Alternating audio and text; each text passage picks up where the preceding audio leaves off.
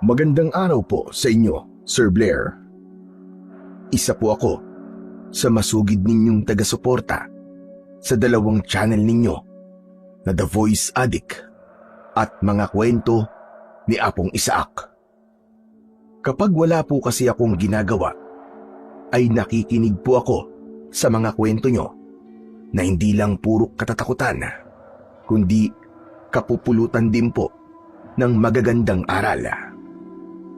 Naisipan ko pong ipadala sa inyo ang sarili kong kwentong aswang dahil gusto kong matutunan ng mga makakarinig dito na minsan sa buhay natin ay nangyayari talaga ang pagbabago ng landas o yung tinatawag na redirection.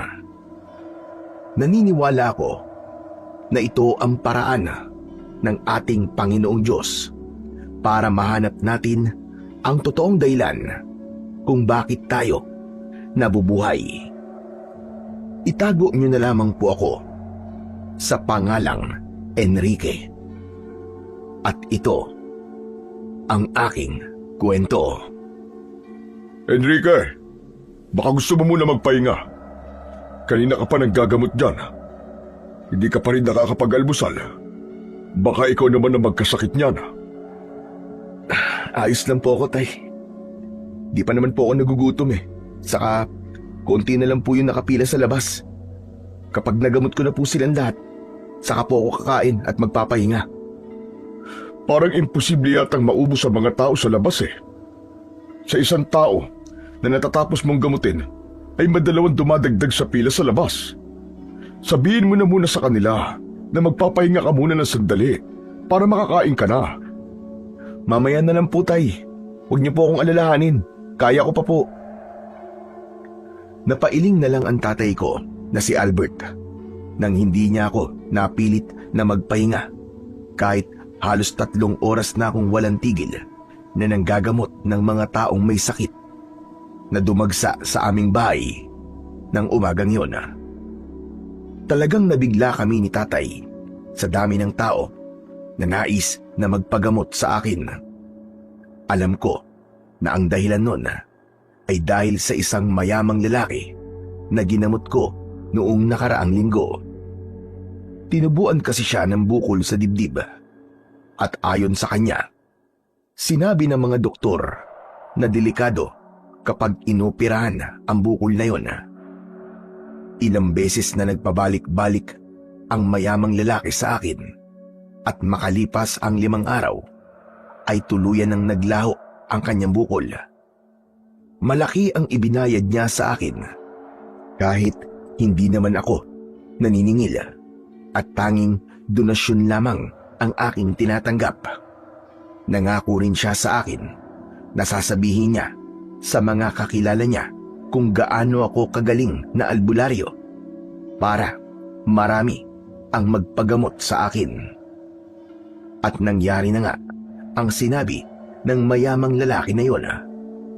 Dinagsa na ako ng mga taong may sakit sa araw na yon.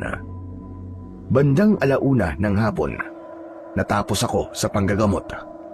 Doon lang ako nakakain. Napakabilis ng subo ko at nanginginig na ako ng dahil sa gutom. Dahan-dahan lang at baka mabulunan ka naman. Wala kang kaagaw sa pagkain. Tay, gutom na gutom po kasi ako eh. Nang natapos na po ako sa panggagamot, ay doon ko na po naramdaman ng gutom. Pero nakakatuwa kasi. Ang dami nang nakakakilala sa iyo, anak. Sigurado ko na sa mga susunod pang araw ay marami pa ang dadayo para magpagamot sa iyo. Dahil po to kay Sir Romeo, tay. Hindi po ba, ang sabi niya, ay sasabihin niya po sa mga kakilala niya na ako po nagpagaling sa kanya. Siya po ang dahilan kung bakit pati mga nasa syudad ay pumupunta na po sa akin dito ngayon. Oo nga pala, tay. Malaki po ang donasyon na naipon natin ngayon. Yung kalahati po ay ibibigay natin sa simbahan. Kung yan ang gusto mo ay walang problema. Alam mo, Enrique, kung buhay lang sana ngayon si tatay, aba, sigurado ako na ipagmamalaki ka nun ng sobra. Paniguradong matutuwa yun sa nangyayari sa buhay mo ngayon. Kaya nga po sayang at hindi po naabutan ni Lolo Tasio ang pagiging ganap kong albularyo. Kung buhay sana siya ngayon, masasaksiyan niya yung dating bata na tinuruan niya po ng panggagamot. Ngayon, isa ng albularyo na kagaya niya. At sigurado rin ako na lahat ng ito ay nakikita ni tatay. At kung nasan man siya ngayon, ay napakasaya niya. Malamang sinasabi nun na hindi na sayang ang lahat ng itinuro niya sa'yo. Tanging si tatay na lang ang kasama ko sa buhay. Bata pa lang kasi ako nang naghiwalay ang aking mga magulang. Nang iwanan kami ni nanay, ay hindi na siya bumalik at hindi na kami nagkaroon ng balita sa kanya. Nang namatay naman si Lolo Tasio, nang dahil sa sobrang katandaan, ay kami na lang ni tatay ang naging magkasama. Pagkatapos kong kumain, ay nagpahinga ko sandali. Dahil walang nagpapagamot, ay naisipan ko na umidlip. Bandang 5:00 ng hapon, ay nagising ako sa ugong ng sasakyan. Bumangon ako at pagsilip ko sa bintana, ay may nakita kong isang puting kotse na nakahinto sa harapan ng aming bahay. Nilapitan ni tatay ang lalaking bumaba sa kotse at nag-usap sila. Maya-maya pa, pumasok si tatay kasama ang lalaki at isang batang lalaki. Pinuntahan ako ni tatay sa maliit naming kwarto. Mabuti't gising ka na, anak. Sakto, kasi merong magpapagamot sa'yo. Mukhang mayaman po yung magpapagamot Nakita ko po yung kotse nila sa labas. Mukhang mamahalin po. Mukha nga. Galing pa raw sila ng Maynila Ang mabuti pa ay harapin mo na sila. Sige po, pakisabi po susunod na ako. Nang lumabas si tatay, ay dinasalan ko muna ang medalyon na nakasabit sa aking leeg. Mataimtim kong inusal ang orasyon na itinuro sa akin noon ni Lolo Tasio. Ang medalyon na yon ay mas lalong nagpapalakas sa kakayahan kong magpagaling ng sakit. At bago mamatay ang lolo ko, ay ipinamana niya yon sa akin. Matapos kong dasalan ang medalyon, ay lumabas na ako ng kwarto at hinarap ko na ang lalaki. Nalaman ko na anak niya ang kasama niya at yun ang gagamutin ko. Ayon sa tatay ng bata, ay tinubuan ng maraming sugat sa likod ang bata. Nang makita ko ang mga sugat, ay napag-alaman ko na merong kumukulam sa bata. Nang hawakan ko ang kamay ng bata, ay bigla siyang nangisay at tumirik ang kanyang mga mata. Nataranta ang tatay niya, kaya sinabi ko na ako ang bahala sa anak niya. Sigurado ako na alam ng kumukulam sa bata na gagamutin ko ang kanyang biktima. Kaya mas lalo nitong pinahihirapan ang kawawang bata. Nang sandaling yon, ay biglang dumating ang kababata at kaibigan ko na si Joel. Humahango siya at bakas sa mukha niya ang labis na pag-aalala. Enrique! Enrique! Pinapatawag ka ni Lolo Manuel. Kailangan mo pumunta sa bahay nila ngayon din. Pwede ba nasabihin mo sa kanya na mamaya na lang? Sabihin mo na pagkatapos kong gamutin tong bata, saka ako pupunta sa kanya. Sandali, ano ba problema? Bakit pinapupunta ni Lolo Manuel si Enrique sa kanila? Kasi po, bigla na lang po nawalan ng malay si Carding.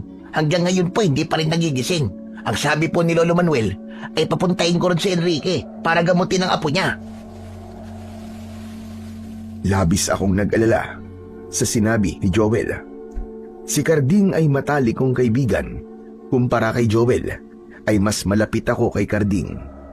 Pero nang sandaling yon, ay hindi ko alam kung sino ang uunahin kong gamutin. Patuloy kasi sa panginginig ang bata at baka kapag iniwan ko yon, ay tuluyan ng tapusin ng mangkukulam ang buhay ng bata. Napapitlag ako nang sumigaw ang tatay ng bata at tinanong niya kung tutulala na lang daw ba ako o gagamutin ko ang anak niya. Pasensya na po kayo, sir. Gagamutin ko na po ang anak niyo. Joel, pakisabi kay Lolo Manuel, nasusunod na lang ako. Sabihin mo na may ginagamot lang ako ngayon na hindi ko pwedeng iwanan. Pero tol, si Carding kasi. Narinig mo naman ang sinabi ng anak ko, Joel. Sige na, bumalik ka na sa bahay ni Lolo Manuel at sabihin mo sa kanya na kapag natapos na ni Enrique itong ginagamot niya rito, ay pupunta kagad siya ron. Sige na. Sige po. Nagmamadaling umalis si Joel. Naging mabigat ang loob ko dahil sa pagkakataon na yon ay hindi ko pwedeng unahin ang aking matalik na kaibigan. Alam ko rin sa sarili ko na hindi ko pwedeng madaliin ang panggagamot sa bata dahil baka magkamali ako at may posibilidad na ikapahamak niya yun. Sinubukan kong alisin ang pag-aalala ko para kay Carding dahil hindi yun makakatulong sa panggagamot ko sa bata. Itinuon ko ang aking atensyon sa batang kinukulam at sinimulan ko na siyang gamutin. Sinuob ko muna ang bata at saka ko siya dinasalan. May pinahid akong langis sa mga sugat niya at may inuusal akong dasal habang ginagawa ko yun. Maya-maya pa ay tumigil na sa pangingisay ang bata at bumalik na sa normal ang kanyang mga mata. Sa huli ay sinuotan ko ang bata ng pangontra sa kulam at nang isinabit ko yun sa kanyang leeg ay tila himala na gumaan ang kanyang pakiramdam. Agad na humingi ng tubig ang bata dahil aniya ay uhaw na uhaw siya. Matapos makainom ng bata ay mas lalong naging maayos na ang pakiramdam nito. Abot langit ang pasasalamat sa akin ng tatay ng bata. Nagbigay siya sa amin ng malaking donasyon at nang umalis na sila ng kanyang anak ay nagmamadali naman akong tumakbo papunta sa bahay ni Lolo Manuel. At sa wakas ay nakarating na ako sa bahay ni Lolo Manuel at nakita ko si Lolo Manuel na hawak ang isang kamay ni Carding. Nakahiga si Carding sa sahig. Nakapikit siya at doon ko nalaman na totoo ang sinabi ni Joel na nawalan ng malay ang kaibigan namin. Habang si Joel ay nasa isang sulok at nakatulala.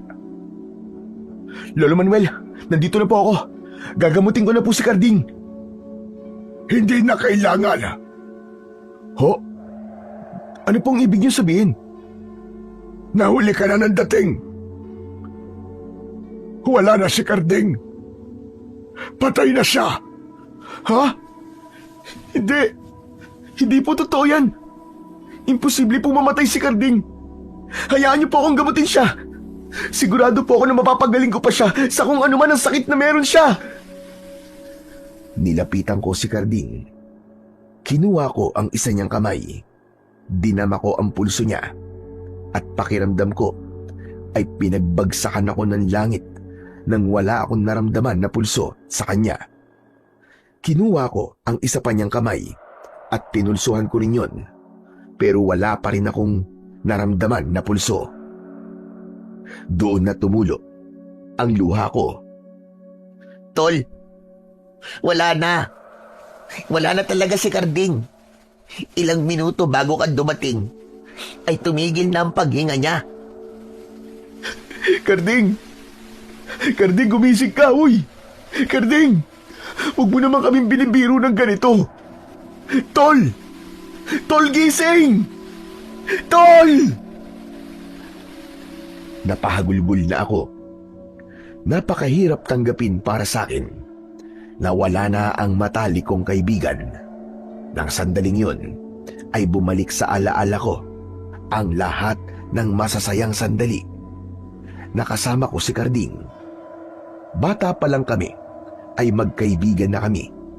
Siya ang palaging nagtatanggol sa akin kapag merong umaaway sa akin. Pakiramdam ko ay namatay ang kalahati ng katawan ko sa pagkawala ni Carding. Nang umuwi ako sa bahay namin, ay nakatulala ako at wala ako sa aking sarili. Nanghihina ako nang umupo ako sa maliit naming sala. Walang tigil ang pagpatak ng luha ko. Hindi pa rin ako makapaniwala na wala na si Carding. Pagkakita sa akin ni tatay ay napakunot noo siya. May pagtataka siyang lumapit sa akin. Ano nangyari? Bakit ka umiiyak? Tay, wala na po si Carding, tay. Patay na po siya. Hindi ko na po siya naabutang buhay nang dumating po ako sa bahay nila. Diyos ko! Sumalangit daw ang kanyang kaluluwa. Ano ba nangyari? Hindi ba sabi kanina ni Joel ay nawalan na ng malay si Carding? Hindi ko na po inalam kung ano po ang ikinamatay niya. Kahit naman alamin ko, hindi na siya mabubuhay eh. Kasalanan ko kung bakit siya namatay. Kung siya sana ang inuna ko, malamang ay nagamot ko pa siya. Siguro buhay pa siya ngayon. Huwag mong sisihin ang sarili mo, anak. Wala kang kasalanan sa nangyari. Hindi mo kagustuhan na namatay si Carding. Sadyang oras na niya at wala na tayong magagawa para doon. Isa pa, kung inuna mo si Carding, ay malaki ang posibilidad na baka yung batang kinukulam naman ang namatay. Sa kabila ng sinabi ni tatay, ay hindi pa rin gumaan ang pakiramdam ko. Sa utak ko ay patuloy kong sinisisi ang sarili ko sa pagkamatay ng aking matalik na kaibigan. Napakasakit para sa akin ng pagkamatay ni Carding. Dahil alam ko na may magagawa sana ako para iligtas siya. Pero hindi ko nagawa. 3 gabi na ibinurol si Carding sa bahay nila. At sa 3 gabi na yon ay palagi akong naroroon. Tumulong kami ni Joel kay Lolo Manuel sa pag-aasikaso sa mga taong nakikipaglamay. Wala na kasing kasama sa buhay si Lolo Manuel, kaya nakakaawa siya kung nagluluksa na nga siya ay mag-isa pa siyang mag-aasikaso sa burol ng kanyang apo. Sa araw ng libing ni Carding ay muling bumuhos ang aking luha. Hindi ko na naiwasang sisihin ang aking sarili sa pagkawala niya. Inasahan ko na magiging emosyonal din si Lolo Manuel, pero kapansin-pansin na habang naglalakad siya ay nakatulala lamang siya hanggang sa ipasok na sa nicho ang kabaong ni Carding ay hindi man lang siya lumuha o umiyak. Matapos ang paglilibing ay isa-isa nang umalis ang mga tao. Nanatili naman si Lolo Manuel sa tabi ng puntod ni Carding. Magkatabi kami ni Joel na nakatayo sa ilalim ng isang puno habang nakatanaw kay Lolo Manuel.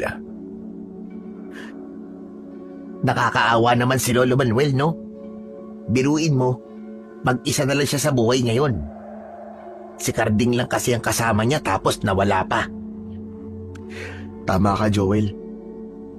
Kahit di ko siya nakitang umiyak kanina, ay nakita ko sa mga mata niya yung matinding sakit na nararamdaman niya. Siguro, naubos na talaga ang luha niya simula nang namatay si Carding. Pero tol, hanggang ngayon, hindi ko pa rin kayang isipin na wala akong kasalanan sa pagkamatay ni Carding eh. Siguro kung inuna ko siya na gamutin kaysa dun sa bata, baka buhay pa siya hanggang ngayon eh. Ano ka ba? Huwag mo nga sisihin ang sarili mo. Hindi mo kagustuhan na namatay ang kaibigan natin at wala kang ideya na ganun pala kalala yung nangyari kay Carding. Saka, oras na talaga siguro ni Carding nung araw na yon. Alam ko na kahit inuna mo siyang gamutin, ay mamamatay pa rin siya. Masakit kasi para sa akin na isa akong albularyo at marami ako napapagaling na mga may sakit. Pero yung sariling kaibigan ko na ang kailangan kong gamutin. Hindi ko naman siya nagawang iligtas. Kaya nga kung mapapansin mo, simula nang namatay si Carding, hindi ko na muna kinakausap si Lolo Manuel kasi nahihiya ako sa kanya eh. Baka kasi galit siya sa akin. Kasi kahit siya, hindi rin niya ako kinakausap eh. Eh bakit hindi mo siya lapitan at kausapin ngayon para malaman mo kung anong nararamdaman ni Lolo Manuel sa'yo? Hindi yung puro kaakala at hinala. Natatakot ako tol eh. Saka na lang siguro. Alam mo, mabuting malaman mo na ngayon. Kaya lapitan mo na si Lolo Manuel. Sige na. Dito lang ako at hahayaan ko kayong makapag-usap. Kapag ako napagalitan ni Lolo Manuel ikaw ang sisisiin ko Basta, kung anong gawin o sabihin sa'yo ni Lolo, tanggapin mo na lang. Intindihin mo na lang siya kasi namatayan siya ng apo eh.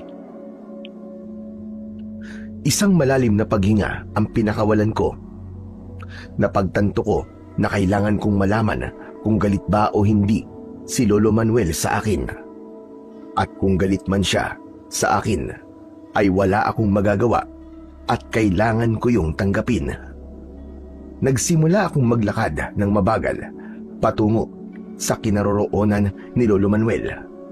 Pagkalapit ko sa kanya, ay umupo ako sa tabi niya. Tila isa akong hangin dahil hindi man lang niya ako tinignan.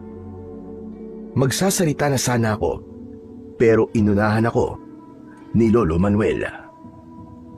Napakabata pa ng apo ko para mamatay.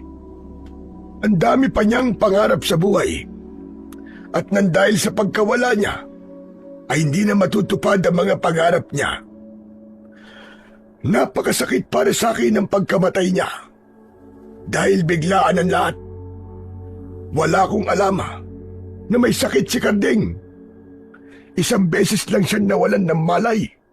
At hindi ko akalain na hindi na siya magigising pagkatapos noon. Parehas po tayo ng nararamdaman, Lolo Manuel. Masakit din po para sa akin ang pagkawala po ni Carding. Hanggang ngayon po, hindi pa rin po ako makapaniwala na patay na siya. Lo, gusto ko pong humingi sa inyo ng tawad. Patawarin niyo po ako, Lo. Bakit ka humihingi ng tawad sa akin? Dahil po sa hindi ko kaagad nagawang puntahan si Carding nung pinatawag niyo ako. Kung napuntahan ko lang po siguro siya kaagad, baka buhay pa po siya hanggang ngayon eh. Kung galit po kayo sa akin o sinisisi niyo ako sa nangyari kay Carding, naiintindihan ko po kayo. Ano ba sinasabi mo? Hindi ako galit sa'yo, Enrique.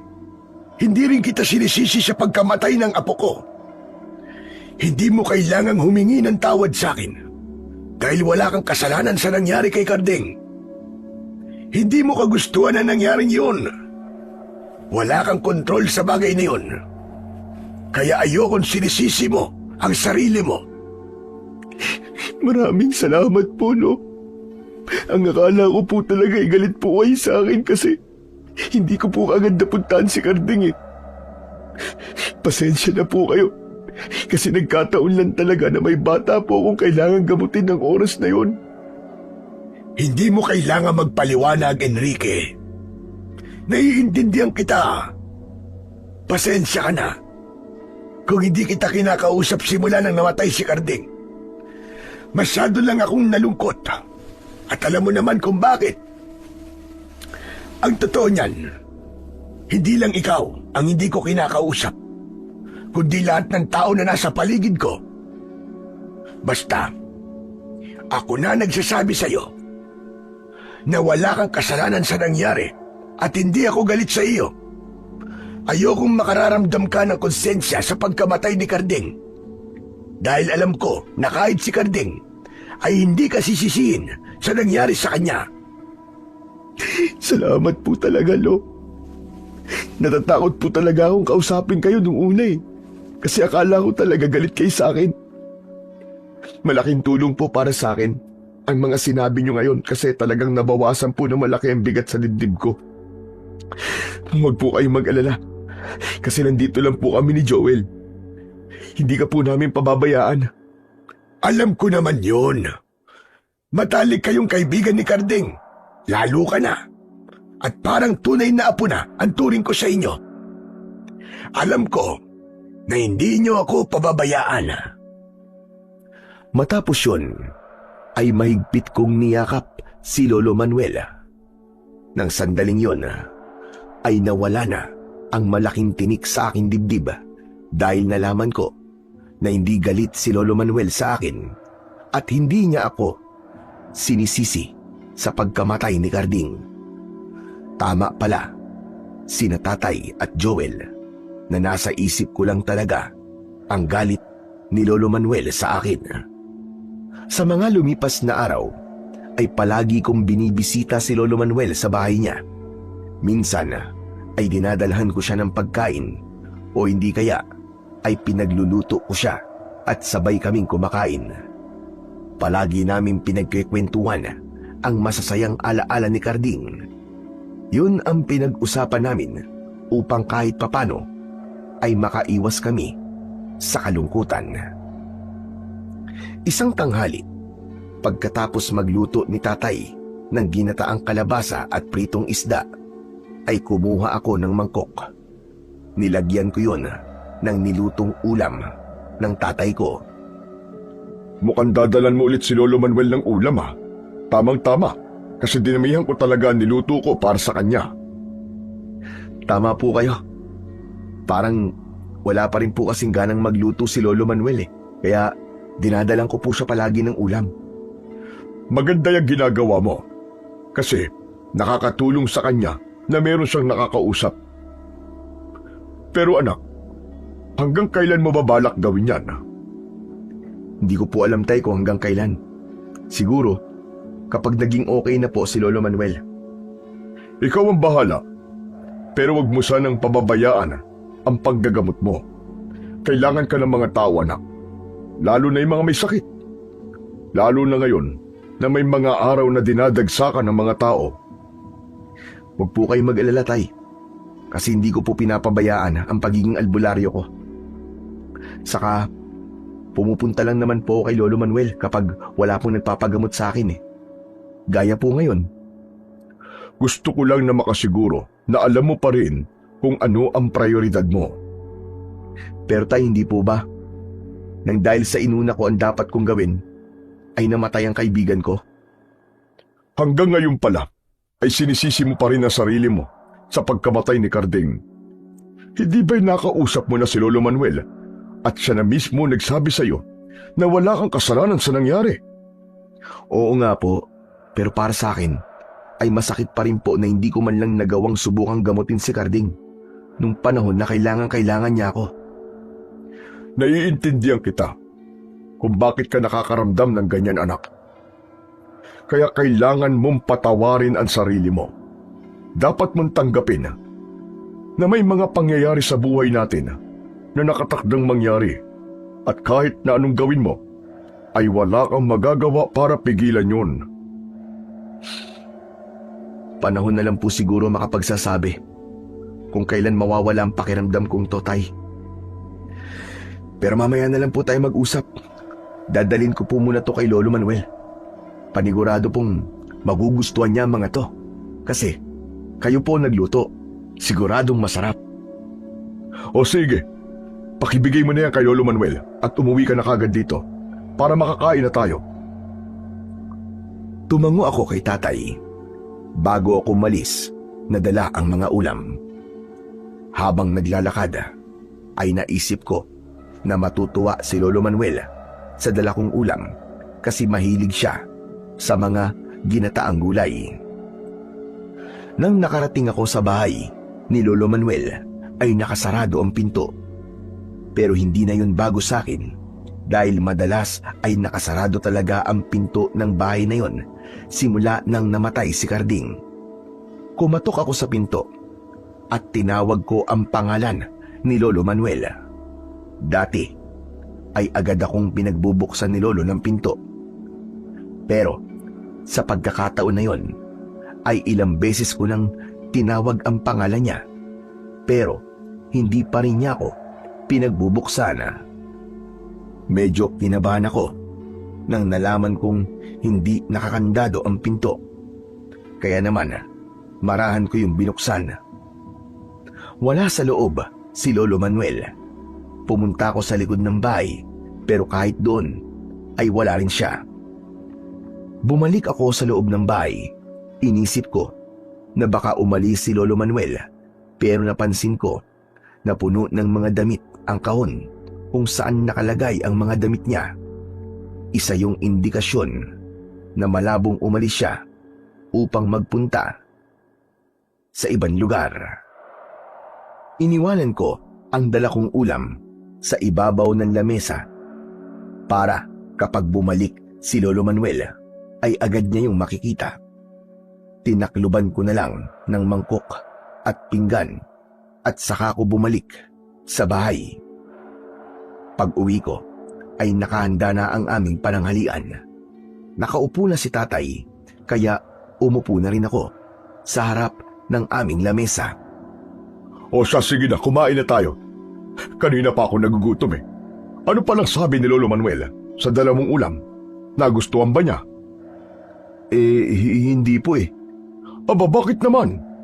Parang ngayon lang yata hindi nagustuhan ni Lolo Manuel ang niluto ko. Ang ibig ko pong sabihin, hindi pa po natitikman ni Lolo yung ulam kasi wala po siya sa bahay niya. Ano ka mo? Saan naman siya pumunta? Hindi ko po alam eh. Pero siguro lumabas lang po siya at babalik din kagad. Hindi ko po kasi masabi na umalis siya at nagpunta ng ibang lugar kasi nandun naman po sa bahay niya ang mga damit niya. Tapos hindi pa po nakakandado ang bahay niya. Kaya ang ginawa ko na lang po, iniwan ko na lang po yung ulam sa ibabaw ng lamesa. Baka nga lumabas lang siya sandali at nagkasalisi kayo. Hayaan mo, at kapag bumalik naman siya sa bahay niya ay sigurado ko na makikita niya yung ulam at malalaman niya na galing yun sa atin. Tahimik akong kumain. Kahit iniisip ko na walang masamang nangyari kay Lolo Manuel, ay hindi pa rin nawala ang pag-aalala ko para sa kanya. Noon lang kasi yun nangyari na nagpunta ko sa bahay ni Lolo Manuel, tapos ay hindi ko siya naabutan doon. Pagkatapos naming mananghalian ni tatay, ay naging abala na ako dahil sa magkakasunod na nagpagamot sa akin. Sandaling nawala sa isip ko si Lolo Manuel dahil sa dami ng aking ginagawa. 6:00 na ng gabi ako nakapagpahinga at dun ko lang ulit naisip si Lolo Manuel.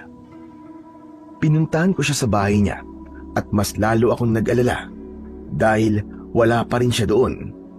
Nagtanong na ako sa mga kapitbahay niya pero maging sila ay hindi rin alam kung saan nagpunta ang matanda. Bagsak ang balikat ko na naglakad ako pauwi hanggang sa nagulat ako nang nakasalubong ko si Joel at tinawag niya ako. Uy, tol! Saan ka galing? Kau pala yan, Joel. Galing ako sa bahay ni Lolo Manuel pero wala siya ron. Kaninang tanghali, pinuntahan ko rin siya. Wala rin siya ng oras na yun sa bahay niya. Tol, nag-aalala na ako sa kanya Baka kung ano na nangyari sa kanya Nakita ko si Lolo Manuel kaninang umaga. Talaga? Alam mo ba kung saan siya nagpunta? Hindi ako sigurado Pero nakita ko siya na papunta sa gubat. Tapos may dala siyang itak. Nakita mo naman pala siya Bakit di mo sinundan o kaya tinanong kung saan siya pupunta? Iniisip ko kasi na baka kukuha lang siya ng panggatong sa gubat. Di ba normal lang naman na magdala siya ng itak kung gano'n ang gagawin niya? Sa bagay, tama ka naman. Pero kung kaninang umaga pa siya pumunta ng gubat, tapos hanggang ngayon wala pa rin siya. Anak nang hindi kaya may masama na nangyari sa kanya? Diyos ko, wag naman. Huwag kang mag-isip ng kung ano-ano. Baka mamaya magkatotoo yung iniisip mo Malay naman natin, baka naman naligaw lang si Lolo Manuel sa gubat. Kung naligaw man siya, masamang pangyayari pa rin yun. Oo nga pala, no? Saka imposibleng maligaw sa gubat si Lolo Manuel. Maraming beses na siyang pumupunta ron. Matagal na siyang residente sa lugar na to. Kaya alam niya na ang pasikot-sikot sa loob ng gubat. Ay nako, kinakabahan talaga ako. Huwag naman sanang may masamang mangyari sa kanya. O kaya, may ginawa siyang kung ano sa sarili niya. Ang ibig mo ba sabihin baka mamaya nagpakamatay si Lolo Manuel? Isa yan sa naiisip ko.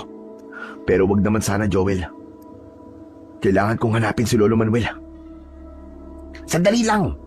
Baka mahirapan kang hanapin siya sa gubat. Madilim dun Bukas mo nalang gawin yan. Baka ikaw naman ang mapahamak sa gagawin mo. Hindi ko na to pwedeng ipagpabukas pa. Kailangan ko nang hanapin si Lolo Manuel ngayon. Hindi ko na hinintay na magsalita si Joel at mabilis akong tumakbo papunta sa gubat. Alam kong delikado ang gagawin ko, pero wala na akong pakialam sa kung anong posibleng mangyari sa akin. Ang tanging nasa utak ko ng mga sandaling yon ay ang masigurong ligtas si Lolo Manuel at maiuwi siya sa bahay niya. Pagdating ko sa loob ng gubat ay napakadilim na roon, pero hindi ako umatras sa dapat kong gawin. Kahit halos wala akong makita, ay naglakad-lakad pa rin ako habang malakas kong isinisigaw ang pangalan ni Lolo Manuel. Makalipas ang ilang minuto, ay bigo kong makita si Lolo Manuel at kahit bakas niya, ay wala akong nakita. Sandali akong huminto. Luminga ako sa paligid habang tagaktak ang pawis sa aking muka. Abot langit na ang aking pag-aalala. Hindi ko maiwasang sisihin ang aking sarili, lalo na't nangako ako kay Lolo Manuel na hindi ko siya pababayaan. Nasaan ka na ba, Lolo Manuel? Sana naman walang masamang nangyari sa'yo. Hanggang sa nagulat ako nang may narinig akong kaluskos sa aking likuran. Paglingon ko ay may nakita akong liwanag mula sa isang lampara. Palapit yun sa kinaroroonan ko hanggang sa nalaman ko na si tatay pala yun. Nagmamadali akong lumapit sa kanya. Tay, ano pong ginagawa niyo rito? Malamang hinahanap ka. Sabi ni Joel, hinahanap mo raw si Lolo Manuel dito sa gubat. Ang sabi po kasi ni Joel, kaninang umaga pa niya nakita si Lolo Manuel na nagpunta rito sa gubat. Pero wala pa siya sa bahay niya hanggang ngayon Kaya pumunta na po ako dito. Malinaw po na nawawala si Lolo Manuel kasi hanggang ngayon hindi pa rin siya nakakauwi. Hindi kaya naligaw siya rito? Matanda na rin siya at baka nakalimutan niya na ang pasikot-sikot dito sa loob ng gubat. Hindi ko po alam. Pero kanina pa po talaga ako kinakabahan, tay. Baka kasi hindi niya nakinaya ang sakit ng pagkawala ni Carding. Kaya may ginawa siyang hindi maganda sa sarili niya. Diyos ko, sigurado akong hindi gagawin ni Lolo Manuel ang bagay na yon. Kilala ko siya. Matatag siya. Napakarami ng pagsubok ang pinagdaanan niya at lahat ng yun ay nagawa niyang lampasan. Ang mabuti pa ay umuwi na muna tayo. Alam kong pagod ka na. Mas maganda kung sabihin natin kay Kapitan na nawawala si Lolo Manuel. Nang sa gayon, ay ang mga tanod nang maghanap sa kanya rito sa gubat. Halika na, umuwi na tayo. Sinang-ayunan ko naman ang sinabi ni tatay dahil napagtanto ko na kung mas marami ang maghahanap kay Lolo Manuel ay mas malaki ang posibilidad na mabilis siyang makikita. Nang ipaalam namin kay Kapitan na nawawala si Lolo Manuel, ay agad siyang kumilos. Tinipon niya ang mga tanod at sa gabing yon ay kasama na namin sila na ginalugad ang gubat. Maging si Joel ay sumama na rin sa paghanap. Ngunit inabot na kami ng madaling araw ay hindi pa rin namin nakikita si Lolo Manuel. Nagdesisyon na si Kapitan na ihinto muna ang paghanap at sa susunod na araw na lang yun ipagpatuloy. Nanlumo ako dahil hindi namin nakita si Lolo Manuel. Kinaumagahan, mabilis na kumalat sa baryo namin ang pagkawala ni Lolo Manuel at may iba na tumulong na rin sa paghanap. Maging sa mga katabing baryo ay nagtanong na rin kami sa mga tao kung nakita ba nila roon si Lolo Manuel. Pero kahit isa ay walang nakapagsabi na nakita nila ang matandang lalaki. 1 linggo na ang lumipas pero hindi pa rin namin nakita si Lolo Manuel. Araw-araw akong nagpupunta sa bahay niya at umaasa ako na isang araw ay makikita ko na siya roon. Maging ang panggagamot ko ay medyo napabayaan ko na. Mas inuna ko pa kasi ang paghahanap kay Lolo Manuel kesa sa mga nais magpagamot sa akin. Isang gabi, nagpaalam ako kay tatay na hahanapin ko si Lolo Manuel sa gubat. Enrique anak, hindi sa iyo kung makita natin si Lolo Manuel. Pero pwede mong magpahinga ka muna sa paghanap sa kanya. Kung hindi mo napapansin, ay ako na magsasabi sa iyo na napapabayaan mo na ang pagiging albularyo mo. Alam ko naman po yun, tay. Pero wag po kayong mag-alala. Dahil kapag nahanap na po natin si Lolo Manuel at nasiguro nating ligtas na po siya, ay magpo-focus na po ulit ako sa pagiging albularyo ko. Hindi ko po kasi kayang ituon ang atensyon ko sa panggagamot nang hindi ko alam kung ano na po ba nangyari kay Lolo Manuel. Alam ko na parang totoong lolo na ang turing mo sa kanya. Kaya ganyan ka na lamang mag-alala. Pero paano kung hindi na natin makita si Lolo Manuel? Paano kung umalis na pala siya at nagpunta na sa malayong lugar? At ang paghanap natin sa kanya sa gubat ay pagsasayang lamang ng oras. Anak, naniniwala ako na kung gustong magpakita ni Lolo Manuel ay hindi tayo mahihirapan ng ganito sa paghahanap sa kanya. Baka kasi ayaw niya na sa lugar na ito dahil naaalala lang niya ang kanyang apo. Lahat po ng sinabi niyo ay isa lamang sa mga posibilidad na nangyari. Pero ang gusto ko po ay ang katotohanan. Kaya hanggat hindi po ako sigurado sa kung ano talaga nangyari sa kanya, ay patuloy ko po siyang hahanapin, tay. Pasensya na po, pero kailangan ko na pong umalis. Hindi na ako napigilan ni tatay nang umalis ako at nagtungo sa gubat. May dala akong lampara at wala akong kasama. Napansin ko na tila sumuko na ang mga naghahanap kay Lolo Manuel. Pero ako, hindi ko yun gagawin. Matyaga akong naglakad sa gubat. Kahit yung mga napuntahan ko na ay muli kong binalikan. Makalipas ang ilang minuto ay parang gusto ko nang sumuko. May parte ng utak ko na nagsasabi na kailangan ko nang huminto at hayaan na lang na bumalik si Lolo Manuel. Baka nga naman tama si tatay. Nanilisan na ni Lolo Manuel ang aming baryo dahil sa masasakit na alaala niya roon. Hanggang sa napahinto ako nang mula sa kung saan ay may narinig akong ungol mula sa isang matandang lalaki na tila nahihirapan. Ang unang pumasok sa utak ko ay si Lolo Manuel. Sinundan ko ang tunog hanggang sa nakarating ako sa nakasaradong kuweba. May malalaking bato na nakaharang sa bukana nun. Lolo Manuel? Lolo Manuel? Nandiyan po ba kayo sa loob? Narinig ko sa loob ng kuweba ang ungol ng isang matandang lalaki.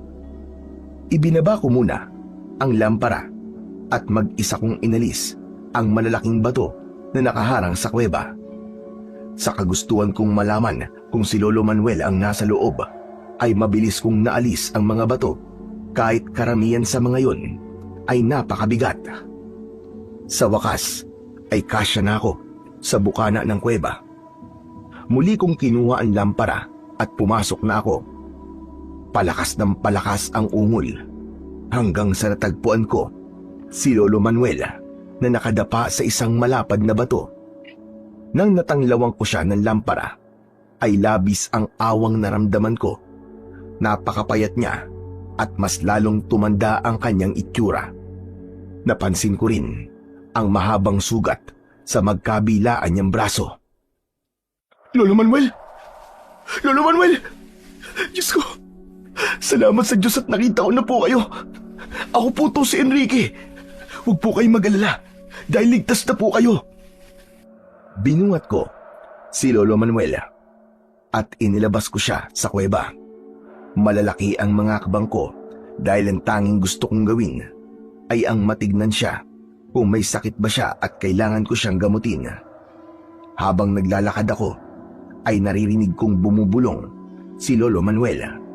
Pero sa sobrang hina ng bulong niya, ay hindi ko maintindihan kung ano ang sinasabi niya. Nang malapit na kaming makalabas ng gubat, ay 3 beses na tinapik ni Lolo Manuel ang balikat ko. Ngunit wala akong ideya kung bakit, pero biglang dumilim ang paningin ko. Nakaramdam ako ng matinding panghihina at ang huli kong natandaan ay natumba ako kasama si Lolo Manuel. Nang bumalik ang malay ko, ay nakahiga na ako sa papag namin sa aming bahay. Babangon sana ako para alamin kung nasaan ang matandang lalaki. Pero may kamay na pumigil sa akin. Huwag ka munang tumayo, anak. Mahina ka pa. Mas makakabuti sa'yo magpahinga. Si Lolo Manuel, nakita ko na ho siya. Nasaan na po siya? Nandun siya ngayon sa bahay niya. Binabantayan siya ng mga tanod. Pinakain at pinainom na rin siya. Malamang, ngayon ay nagpapahinga na rin yun para makabawi ng lakas. Kailangan ko po siyang puntahan. Baka po may sakit siya. Kailangan po niya ng tulong ko. Sa tingin mo ba, ay makakapanggamot ka pa sa lagay mo na yan? Tignan mo nga sarili mo at sobrang putla mo. Ano ba kasi nangyari at pati ikaw ay walang malay nang natagpuan ng mga tanod? Di ko nga rin po alam kung bakit po ako bigla nawalan ng malay. Ang natatandaan ko lang po ay buhat ko nun si Lolo Manuel. Tapos nang malapit na po kami makalabas ng gubat, ay doon na po ako nahimatay. Yan ang nga ba sinasabi ko eh. Talagang mawawalan ka ng malay kasi ilang araw ka nang walang maayos sa tulog. Malamang ay bumaba na ang resistensya mo. Kaya mas makakabuti kung magpapahinga ka na muna kahit 1 buong araw lang. Pero tay, si Lolo Manuel po, kailangan po niya ako. Bakit ba ang kulit mo, Enrique? Sinabi ng binabantayan na nga siya ng mga tanod. Bukas hahayaan kitang puntahan siya, pero ngayon ay wag muna. Unahin mo na muna ang sarili mo. Teka, maiba ko. Saan mo nga pala nakita si Lolo Manuel? Sa gubat po. Sa loob po ng isang saradong kuweba. Nagtataka nga po ako kung paano po siya nakapasok doon kasi nakaharang pa rin po yung malalaking bato sa bukana ng kuweba. Aba, katakataka nga yan. Saka hindi ba, isinarado na ang kuwebang yun dahil lahat ng pumapasok doon ay nasisiraan ng bait sa hindi malamang dahilan. Kaya nga po gusto ko matignan si Lolo Manuel para masiguro ko po kung ayos lang po ang kalusugan niya at ang kanyang pag-iisip. Bukas mo na yan gawin. Ang isipin mo ay ang pagpapahinga mo. Huwag ka mag-alala dahil kung sakaling may magpupunta rito para magpagamot, ay pababalikin ko na lamang sila sa ibang araw. Alam ko na sa sandaling yon ay hindi ako mananalo kay tatay, kaya kahit mabigat sa kalooban ko na hindi agad mapuntahan si Lolo Manuel, ay pinagbigyan ko muna si tatay sa gusto niya. Habang nagpapahinga, ay hindi mapalagay ang utak ko. Bukod kasi sa pag-aalala kay Lolo Manuel, ay iniisip ko rin kung ano ang nangyayari sa kanya sa mga araw na nawala siya at kung paano siya napunta sa nakasaradong kuweba. Kinabukasan, paggising ko, ay hindi na ako nag-almusal. Dumiretso na ako sa bahay ni Lolo Manuel. Naabutan ko siya na pinapakain ni Joel. Uy, tol! Bakit naman pumunta ka agad dito? Okay na ba ang pakiramdam mo? Oo, nakapagpahinga na ako kahapon. Lolo Manuel, kumusta na po ang pakiramdam nyo? Gusto niyo po bang gamutin ko kayo pagkatapos niyo pong kumain? Wala akong sakit, kaya hindi mo ako kailangan gamutin. Pero sobrang payat niyo po. Hayaan niyo man lang po na matignan ko po kayo para malaman ko po kung may sakit kayo na kailangan maagapan. Sinabi nang wala akong sakit. Bakit ba ang kulit mo? Pasensya na po. Nag-aalala lang po kasi ako sa inyo eh. Pero, paano po ba kayo napunta sa loob ng kuweba? Paano po kayo nakapasok doon? Hindi ko rin alam. Ang huli kong natatandaan ay naglalakad ako sa gubat. Tapos biglang nagdilim ang paningin ko. Nang nagising ako, ay nasa loob na ako ng kuweba. Parang imposible naman po yun. Siguro po ay merong taong naglagay sa inyo sa loob ng kuweba. Sinabi na ngang hindi ko alam ang buong pangyayari. Tol, mas makakabuti siguro kung wag mo munang kausapin si Lolo Manuel sa mga nangyari sa kanya. Sa palagay ko kasi, hindi pa masyadong napoproseso ng utak niya ang lahat. Hayaan muna natin siya makapagpahinga ng ilang araw. Nagbabawi pa rin kasi siya ng lakas hanggang ngayon. Biruin mo, 1 linggo siyang nawala at malamang ay ganun din siya katagal doon sa loob ng kuweba. Oo nga no, tama ka. Pero Lo, kapag ganda na po kayo magkwento, nandito lang po ako ha. Mahalaga po na malaman namin kung ano ba ang totoong nangyari sa inyo para kung sakaling may dapat maparusahan, ay maparusahan siya. Walang emosyon na ipinagpatuloy ng matandang lalaki ang kanyang pagkain. Medyo nanibago ako sa kanya dahil sa pagiging masungit niya sa akin. Inintindi ko na lang siya dahil sigurado ko na hindi biro ang napakahirap na pinagdaanan niya. Matinding gutom at uhaw ang pinagdaanan niya dahil walang pagkain sa loob ng kuweba at limitado lamang ang tubig niya roon. Ipinagdasal ko na sana ay makabawi kagad ng lakas si Lolo Manuel at bumalik na siya sa kanyang normal na buhay. Pagbalik ko sa bahay ay may 2 tao ang naghihintay sa akin sa labas. Parehas silang magpapagamot. Inuna ko ang matandang babae na walang pakiramdam ang mga kamay.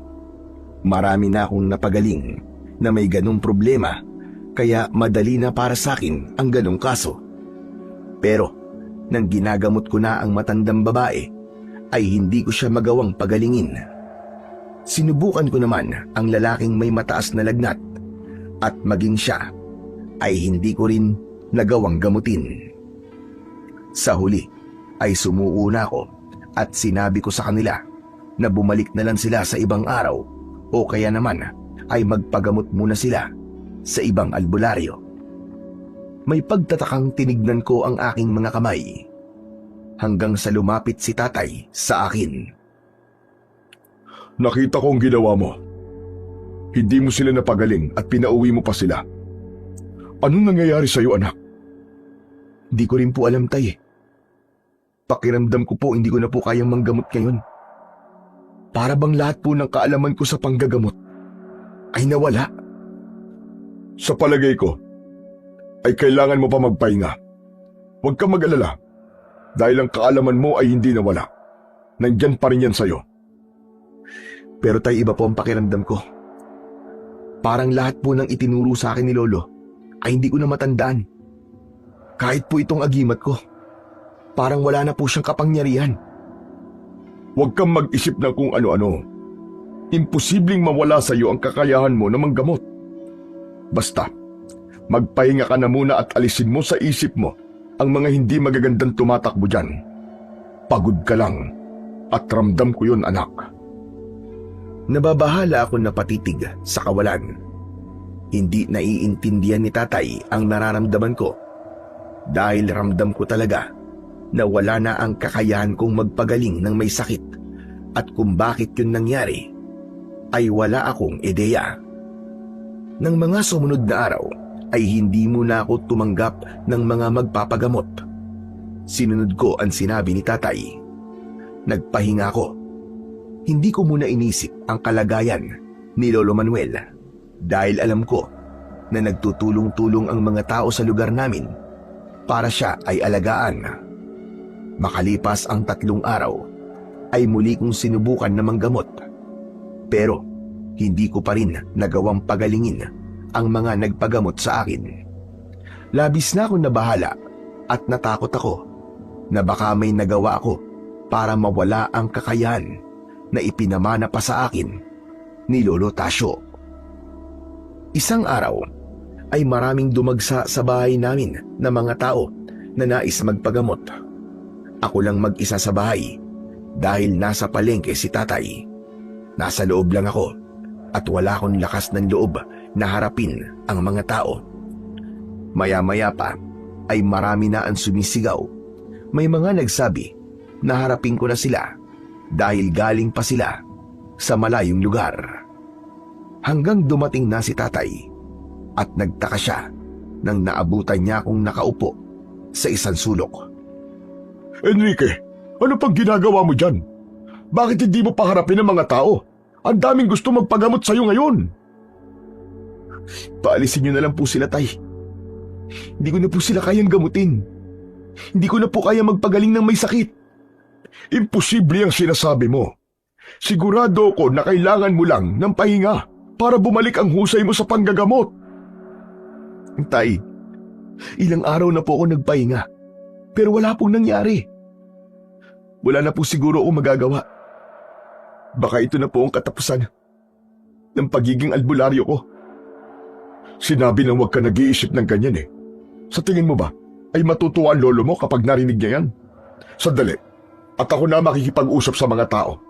Ako na ang bahalang magpaliwanag sa kanila. Lumabas si tatay at narinig ko na sinabi niya sa mga tao na hindi muna ako makakapanggamot ng ilang araw dahil may problema akong pinagdadaanan. Nagreklamo ang mga tao, lalo na yung mula pa sa malayong lugar. Pero wala na silang nagawa pa, kundi ang umalis. Maya-maya pa, ay binalikan ako ni tatay.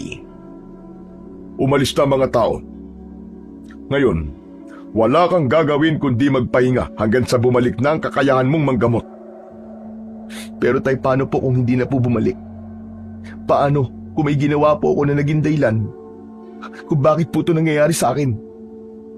Tay, natatakot ho ako. Hindi makatutulong kung mag-iisip ka ng hindi maganda. Alalahanin mo lahat ng itinuro sa'yo ni tatay. Yung mga orasyon sa agimat, yung dasal para mas maging malakas ang kapangyarihan mo na magpagaling ng may sakit. Alalahanin mo lahat yun. Para sa akin, ay mahirap gawin ang sinabing yun ni tatay. Ngunit dahil hindi maaaring mawala ang kakayahan kong manggamot, ay pinilit ko pa ring maging positibo sa aking pag-iisip. Sinabi ko sa aking sarili na pagod lang ako at ng mga nakalipas na araw ay palaging si Lolo Manuel ang aking iniisip. Kaya may posibilidad na hindi lang ang katawan ko ang pagod kundi maging ang aking utak. Kaya kailangan ko talaga ng matagal-tagal na pahinga. Pinilit kong kumalma sa mga sumunod na araw, pero tila may mga boses akong naririnig sa loob ng aking utak kapag wala akong ginagawa o kaya naman ay kapag bago ako matulog. Mga boses na nagsasabi na kahit kailan ay hindi na ako magiging albularyo. Ginawa ko ang lahat para wag maniwala sa mga boses na yon. Mas pinaniwalaan ko ang sinabi ni tatay na wala akong dapat na ipag-alala. At kapag nakapagpahinga na ako ng matagal at maayos ng muli ang pakiramdam ko, ay muli na akong makapanggagamot. Isang araw ay lumabas ako ng bahay para maglakad-lakad. Nagtaka ko nang nakasalubong ko si Joel dahil nakabusangot ang kanyang muka na para bang galit na galit siya. Huy, ano nangyari sa'yo, Joel? Ang aga-aga, di na kagad maipintay ang mukha mo. Mabutit nakita kita. Ang totoo dyan ay pupunta ako sa inyo kasi may kailangan kang malaman. Ano ba yun? May koneksyon ba yung sasabihin mo kung bakit parang galit na galit ka? Oo, meron, tol.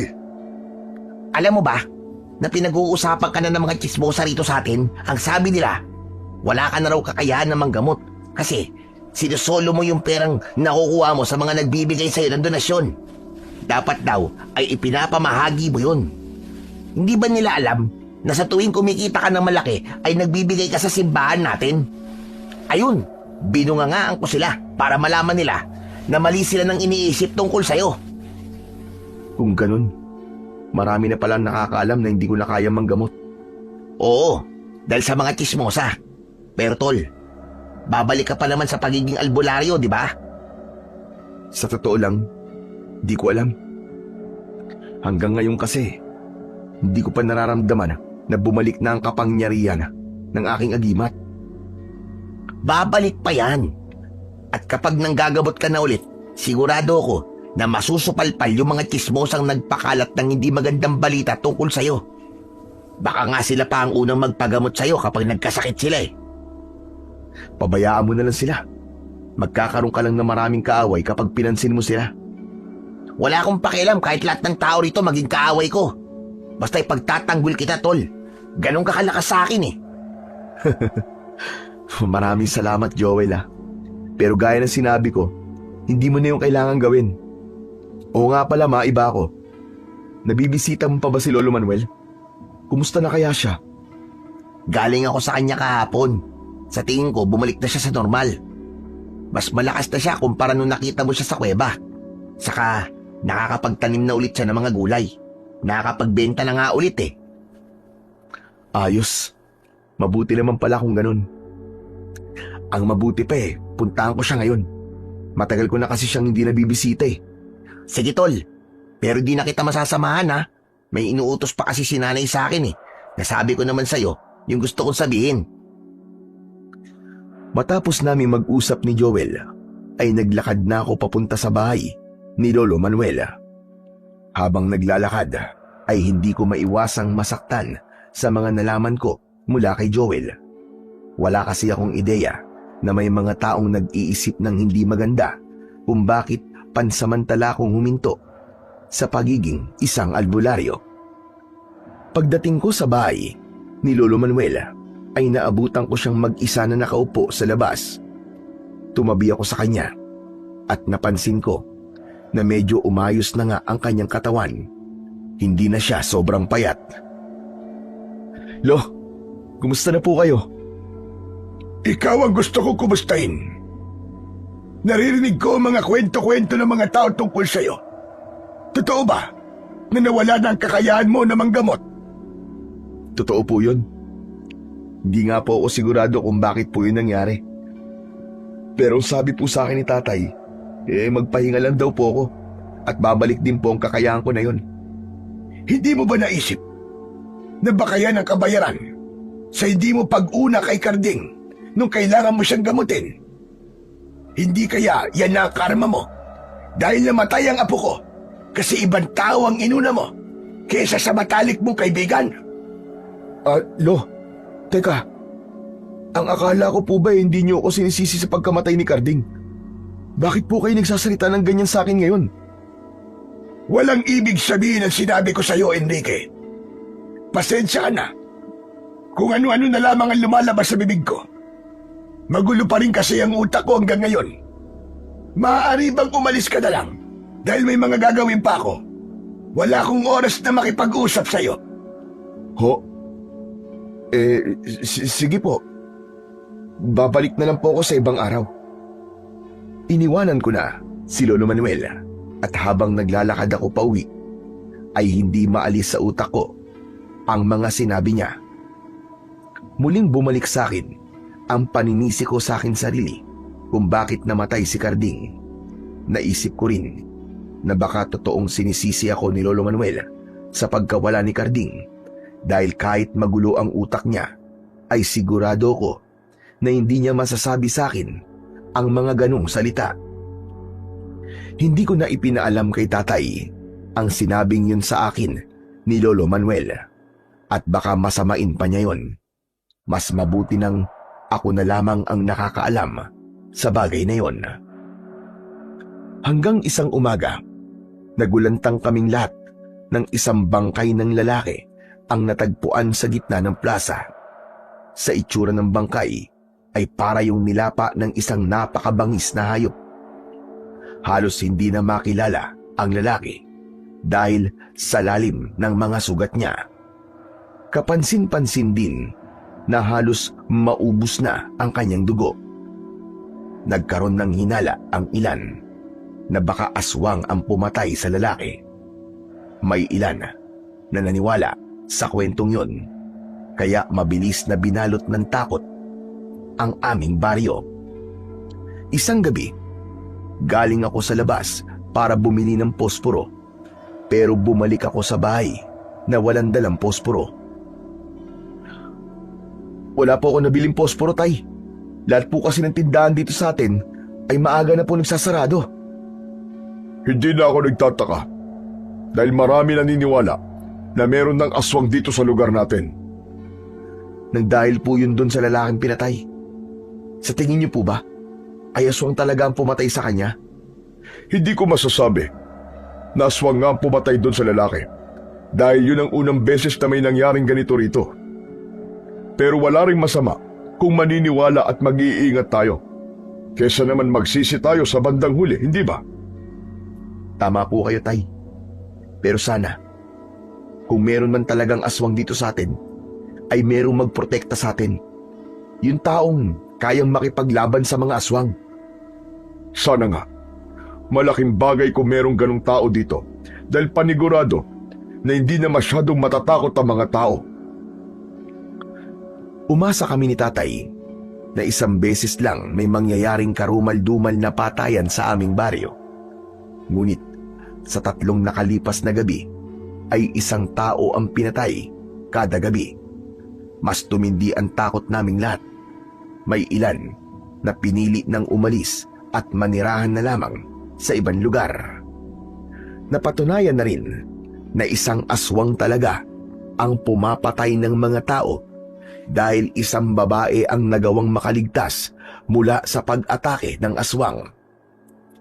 Ayon sa kanya, habang naglalakad siya isang gabi pauwi mula sa trabaho, ay isang nakakapangilabot na nilalang na may nanlilisik at mapupulang mga mata ang humabol sa kanya. Mabuti na lang at nagawa niyang makatakbo at hindi siya pinangunahan ng takot. Nang makauwi na siya sa kanyang bahay, ay agad niyang kinandado ang pinto at mga bintana at nagdasal siya na hindi siya mamatay sa gabing yon. Nang dahil sa hindi magagandang nangyayari sa aming baryo, ay mas lalo kong naisipan na kailangan namin ng tagapagtanggol. Kahit isang tao lang sana na magkakaroon ng lakas ng loob na labanan ng aswang ay magiging malaking bagay na para sa aming lahat. Isang gabi, maimbing na kaming natutulog ni Tatay hanggang sa napunit ang katahimikan ng gabi nang isang malakas na sigaw ng isang babae ang umalingaw-ngaw. Walang tigil ang paghingi ng tulong ng babae, kaya parehas kaming nagising ni Tatay. Hindi ba si Aling Ising yung sumisigaw? Ano kayang nangyayari sa kanya? Tay, baka po inaatake siya ng aswang. Kailangan po natin siyang iligtas. Ano ba sinasabi mo? Paano kung inaatake nga siya ng aswang? Paano kapag sinubukan natin siyang tulungan ay tayo naman ang puntiryahin ng aswang? Dito lang tayo. Hindi tayo lalabas. Hindi. Pasensya na po. Pero hindi ko po kayang manatili lang rito sa loob habang alam ko pong may posibilidad na inaatake ng aswang ang kapitbahay natin. Nagmamadali akong pumunta sa kusina at kinuha ko roon ang matalas na itak. Sinubukan pa akong pigilan ni Tatay pero hindi ako nagpapigil sa kanya. Lumabas ako at patakbo kong nagtungo sa bahay ni Aling Ising na nasa tapat lang ng aming bahay. Nakabukas ang pinto ng bahay ni Aling Ising at mula roon ay nakita ko ang isang nakakatakot na nilalang na nasa ibabaw niya. Pilit na nilalabanan ni Aling Ising ang nilalang na sigurado ko na isang aswang.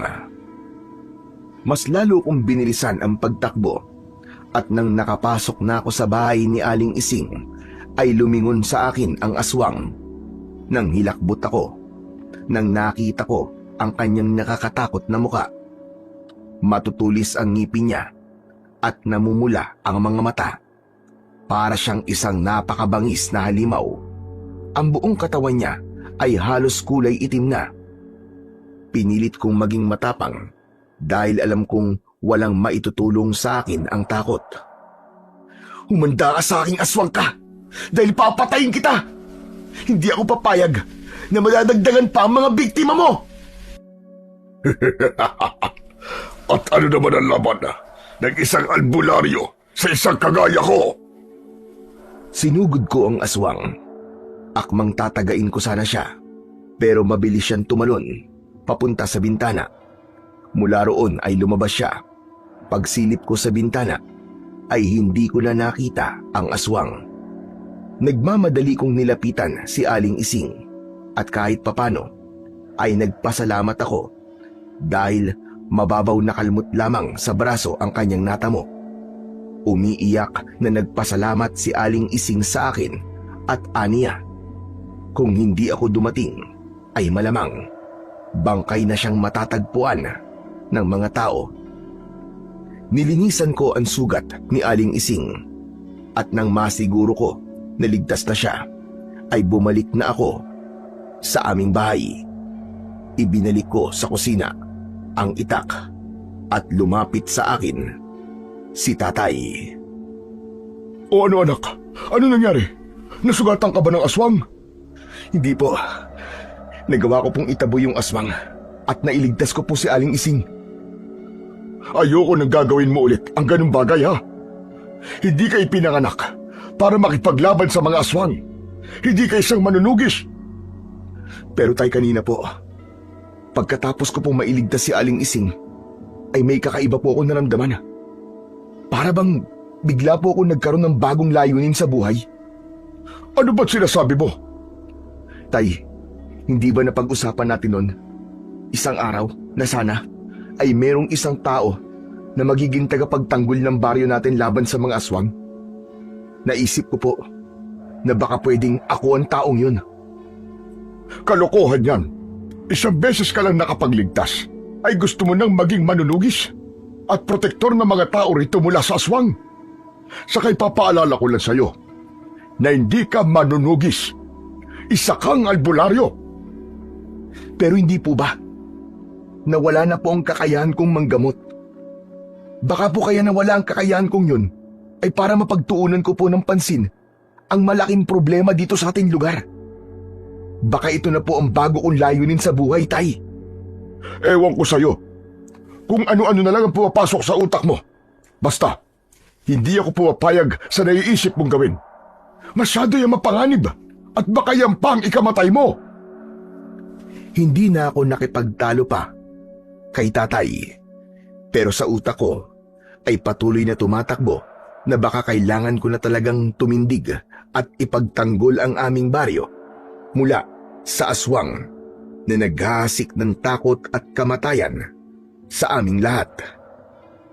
Kinabukasan ay naging usap-usapan sa aming lugar ang ginawa kong pagliligtas kay Aling Ising mula sa aswang. Marami ang pumuri sa aking ginawa dahil isa raw yung uri ng kabayanihan. Natuwa ako, hindi dahil sa mga papuri, kundi dahil sa nakita ko na tila nagkaroon ng kaunting pag-asa ang ilan na matatapos din ang paggasik ng lagim ng aswang sa aming lugar. Nang araw din na yon ay binisita ako ni Joel at masaya niyang ikinuwento ang mga magagandang bagay na sinabi ng mga tao tungkol sa akin. Grabe, tol. Parang nung isang araw lang ay kinukutya ka ng mga chismosa kasi hindi ka na nakakapanggamot. Tapos ngayon, grabe sila kung purihin ka. Kahit ako hindi ako makapaniwala na magagawa mong harapin yung aswang. Ewan ko ba, tol? Nang narinig ko na sumisigaw si Aling Ising, ay para bang may kung anong nagising sa dibdib ko. Para bang bigla akong nagkaroon ng lakas ng loob na labanan yung aswang. Sayang nga lang kasi nakatakas eh. Gusto ko na kasi talagang patayin ang aswang na yon. Pero hindi bale. Marami pa naman pagkakataon eh. At sa susunod na magkaharap kami, ay sisiguraduhin ko na mapapatay ko na siya. Ang ibig mo ba sabihin talagang itutuloy mo na yung pagtugis mo sa aswang? Manunugis ka na? Oo, tol. Gusto kong maging protektor ng ating baryo laban dun sa aswang. Total, hindi na ako nakakapanggamot Kaya sa ibang bagay ko na lang itutuon ang aking atensyon. Baka nga kaya nawala ang kakayahan ko bilang isang albularyo ay para may iba naman akong gawin.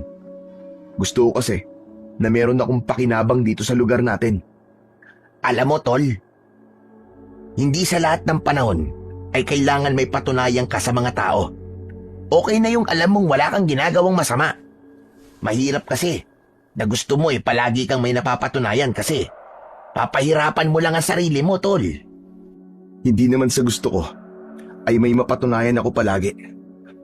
Talagang hinihingi lang ng pagkakataon na may kahit isang tao na maging tagapagtanggol natin sa mga aswang. Kung walang gagawa nun, edi ako na lang, di ba? Talaga bang hindi ka titigil sa kaibangan mong yan, Enrique? Hindi ba nag-usap na tayo kagabi na hindi mo nalalabanan yung aswang? Tay, isa kang albularyo at hindi ka manunugis. Hayaan mo na lang ang bagay na yon sa mas biyasa sa ganung gawain. Hindi niyo po ako naiintindihan . Kailangan po ng baryo natin na magpoprotekta laban sa aswang. Hindi mo ba maintindihan? Sinabi ko ng isa kang albularyo.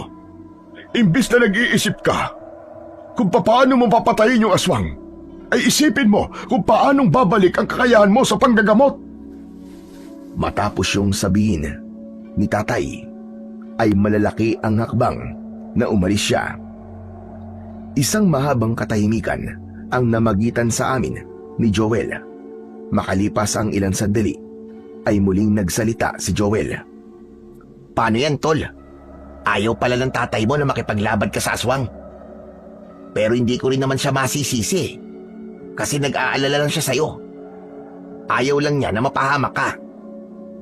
Alam ko rin naman yan, Tol. Pero tulad nga ng sinabi ko, kung walang kikilos sa atin, ay sigurado ko na marami pang papatayin ng aswang na yon. Hanggang nandito sa lugar natin yung aswang o hindi siya mamamatay, ay dadami ng dadami ang biktima niya. Ang ikinakabahala ko ay baka isa sa mga taong malapit sa akin ang sunod niyang patayin. Anong plano mo ngayon? Hindi ba malinaw ang sinabi ko? Kahit ayaw ni tatay ay itutuloy ko pa rin ang gusto ko. Hindi ako titigil hanggang sa mapatay ko na yung aswang. Sisiguraduhin ko na pagsisisihan niya na dito siya sa baryo natin na may merwisyo. Kapag binuhay ko pa kasi yun, sa ibang lugar naman siya mag-aasik ng lagim. Kung yan ang gusto mo, ay hindi kita pipigilan, Tol. Basta, siguraduhin mo lang na walang masamang mangyayari sa'yo. Ipapaalala ko lang na nawalan na ako ng isang kaibigan, Tol. At ayokong mawalan ulit ng isa pa.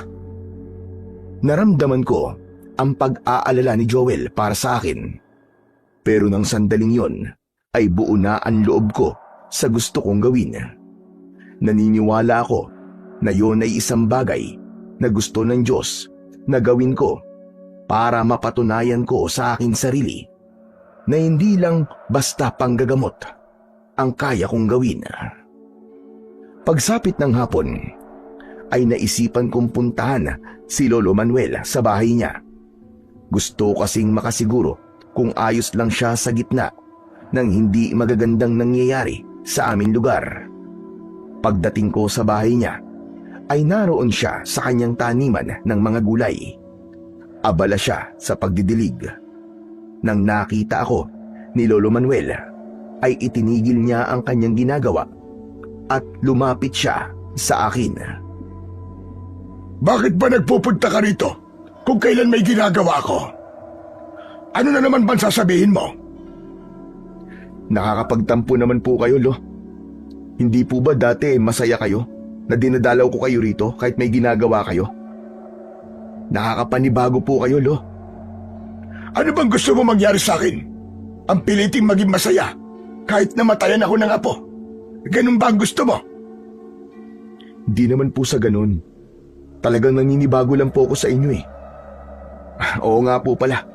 Nandito po ako para kumustahin kayo. Alam ko po na alam niyo na po yung tungkol dun sa aswang na pumapatay dito sa atin. Mag-iingat po kayo lalo na po sa gabi. Magsarado po kayo palagi ng inyong pinto at bintana.